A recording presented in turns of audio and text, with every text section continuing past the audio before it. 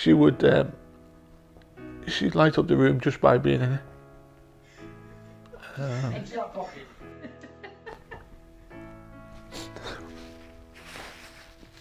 She saw the good in everything. But she was just lovely. I want to say a big, massive, giant ball of fun and trouble all rolled into one. Loving. She was like a big friendly giant. She was lovely. Jess died at 20 years old in February 2015. It was a result of a genetic condition she was born with. A genetic condition a lot of people have never heard of. I want to ask the question, who knew about 22q? My name is Jade.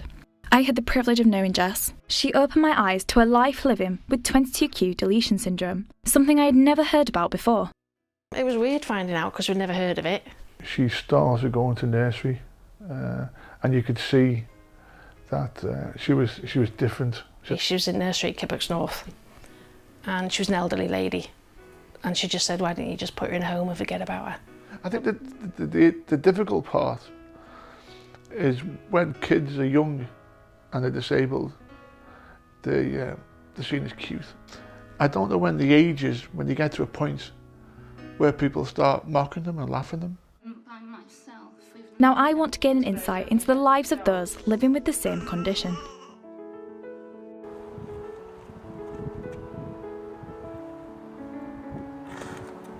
Eloise Lee was diagnosed with 22q 11.2 deletion syndrome at 10 months old. She went 7 months of her life before doctors diagnosed her with a cleft palate. This is one of 180 possible symptoms of 22q syndrome. I went to visit her and her family to find out more about Eloise's start to life. How did you first find out about 22q and what is Eloise's story so far?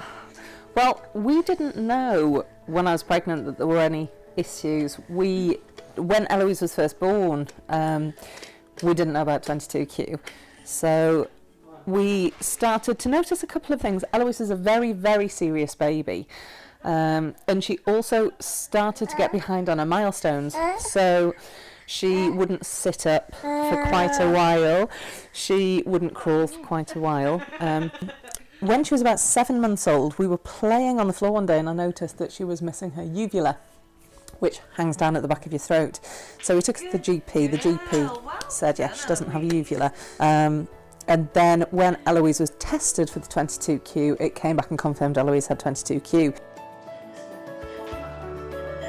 22q deletion syndrome is now thought to be as common as Down syndrome, with as many as 1 in 2,000 babies being affected. But very few people seem to know what it is. 22q is commonly referred to as DiGeorge syndrome, but 22q 11.2 deletion syndrome is a much more descriptive name. Where those with Down syndrome have an extra chromosome, 22q deletion syndrome means a section is missing. This leads to an individual having a number of 180 possible symptoms. But exactly what is going on? A chromosome is composed of genes, which gives us instructions for everything from our development to day-to-day living. All of our genes are spread across 23 pairs of chromosomes. 22q 11.2 tells us exactly what has been deleted. 22 refers to chromosome 22. Q refers to the long Q arm of the chromosome. And then we go to region 1, band 1 and subband 2. This means an individual with 22q 11.2 deletion syndrome is missing around 30 genes. These missing genes play an important role in encoding parts of a person's body. The most likely symptoms of 22q involve congenital heart defects, cleft palates, poor immune system, and slow development. As well as the physical symptoms, 22q syndrome is known for a number of psychological problems. I travelled to Cardiff for a couple of days to talk to researchers at Cardiff University conducting studies into the psychological effects of the syndrome.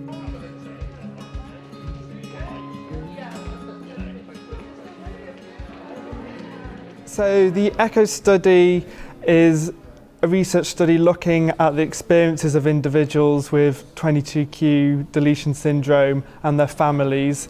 We're particularly focusing on the mental health aspect. So Many individuals with 22q can have learning difficulties, autism, ADHD, anxiety, mood difficulties and psychosis, and we want to understand the range of mental health difficulties these individuals experience, but also how they change over time, and hopefully we can understand how to predict which individuals will develop mental health difficulties and how we prevent them. 22q deletion syndrome is an extremely varied condition.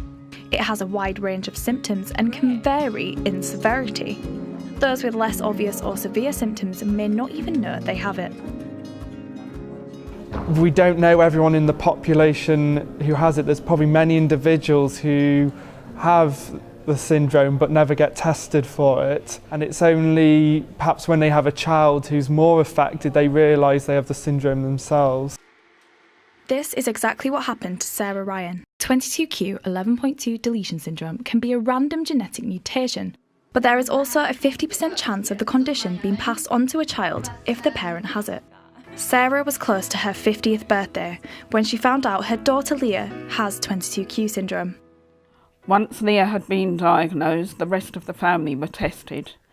Neither Dad nor Leah's brother Luke had 22q11, but I had a positive diagnosis.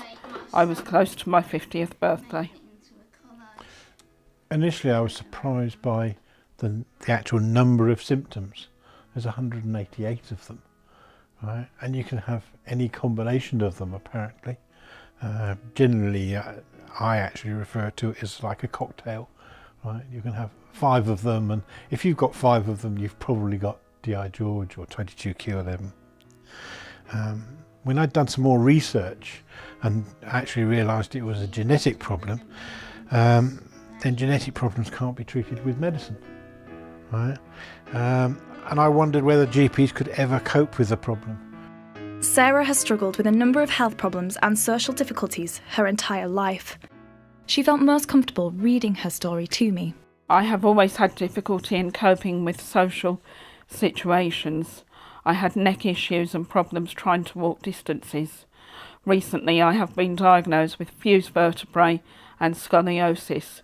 Leah has the same fused vertebrae and mild scoliosis.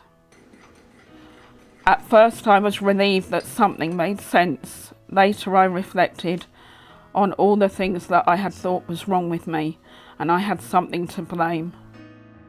For many living with the condition, diagnosis is just the first step. After that, it's about adapting their lives and getting the support they need in school, work, and at home. For a lot of people, this is one of the biggest struggles. I remember being unhappy every day at school, knowing that I only had one main friend. My parents remember me telling them that the other students kept on saying, "We don't want to play with you because you're different." A lack of understanding and support seems to be a common theme. Kirsty was diagnosed at 14 years old. She has gone through education to secure a degree and a job, but it wasn't the easiest start for her. Always in and out of hospital when I was young. It was when I was having a pharyngoplasty surgery for my cleft palate when I was 14. When I was actually diagnosed, the surgeon there, he was reading through all my notes and actually sort of put 2 and 2 together, sort of took my parents to the side and asked if it was okay to have me tested for 22q. 14, being a typical teenager, right, I wasn't really happy at school anyway, but that school would not support me at all. The head teacher's response was, "She doesn't look disabled, what support does she need?" So that just made things even more challenging, because I knew that there was something wrong but couldn't really do anything to help. This is the end of my 22q journey, but I wanted to ask just one more question. What word would you use to describe 22q syndrome? Unique. Complex. Delaying. Sister. Challenging. Educational. It's a roller coaster. Frustrating. I'd say devastating. Whilst this is the end of my journey, for many it's just the beginning to an exciting but challenging life living with a condition that many people have never heard of. But at least for now, I hope when I ask the question, who knew about 22q, you can say, I do.